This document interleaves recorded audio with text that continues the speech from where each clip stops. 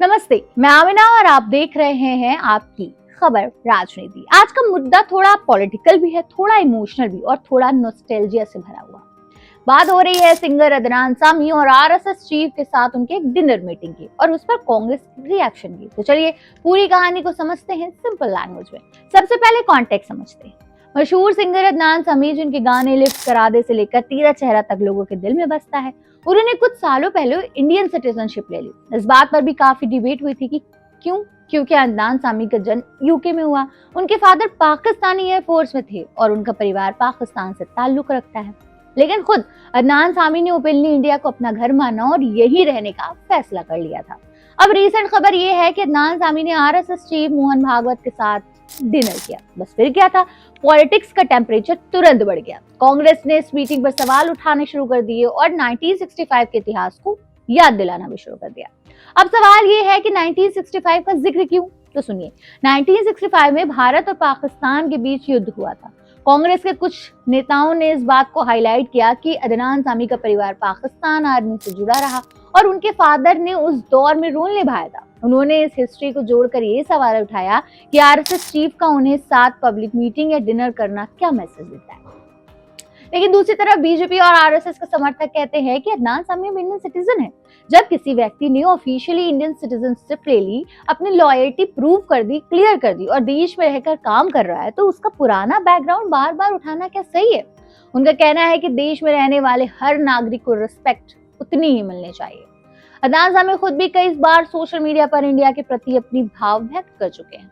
उन्होंने ओपनली कहा था कि उन्होंने अपनी मर्जी से इंडिया को चुना। उनको पद्मश्री से भी सम्मानित किया जा चुका है, जो एक बड़ा राष्ट्रीय सम्मान है। तो उनके सपोर्टर्स का मानना है कि अगर सरकार ने उन्हें सम्मान दिया तो फिर उनके देशभक्ति पर बार बार सवाल क्यों? कांग्रेस का आर्गुमेंट थोड़ा अलग एंगल से आता है। उनका कहना है कि हिस्ट्री को इग्नोर नहीं किया जा सकता।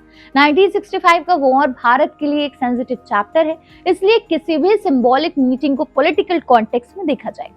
कांग्रेस ने इस मुद्दे को पॉलिटिकल ऑप्टिक्स के रूप में उठाया, यानी कि पब्लिक परसेप्शन क्या बना रहा है। अब यहाँ एक इंटरेस्टिंग बात भी है। इंडिया की डेमोक्रेसी में हर पॉलिटिकल पार्टी अपने नैरेटिव के थ्रू बात रखती है। कोई इसे नेशनल इंटीग्रेशन का एग्जाम्पल बताता है तो कोई इसे पॉलिटिकल मैसेजिंग का हिस्सा कह रहा है। सोशल मीडिया पर भी लोग दो काम से बढ़ते नजर आ रहे हैं। कुछ लोगों ने कहा कि ये तो देश की डाइवर्सिटी का सिंबल है, जबकि कुछ ने कहा कि हिस्ट्री को भूलना नहीं चाहिए। सच क्या है? शायद बीच में कहीं छुपा है सच। एक तरफ एक कलाकार है जो म्यूजिक के थ्रू लोगों को जोड़ता है, दूसरी तरफ है पॉलिटिकल ऑर्गेनाइजेशन के चीफ हैं जिनका अपना आइडियोलॉजिकल बैकग्राउंड है। जब दोनों एक टेबल पर बैठते हैं तो नेचुरली डिस्कशन होगा और जब डिस्कशन होगा तो पॉलिटिकल रिएक्शन तो जरूर आएंगे।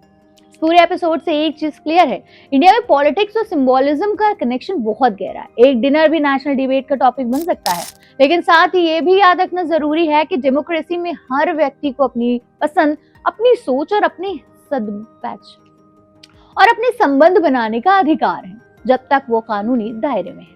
तो फ्रेंड्स, आप क्या सोचते हैं? क्या अदनान सामी और मोहन भागवत की मीटिंग को एक नॉर्मल कोर्टेसी मीटिंग माना जाना चाहिए या फिर 1965 के इतिहास को देखते हुए सवाल उठाना चाहिए? अपनी राय कमेंट्स में जरूर बताइएगा और ऐसी ही बैलेंस और डिटेल्ड अपडेट के लिए जुड़े रहिए आपकी खबर के साथ।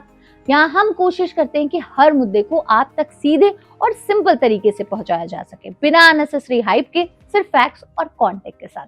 मिलते हैं अगले वीडियो में, तब तक के लिए बने रहिए और देखते रहिए आपकी खबर।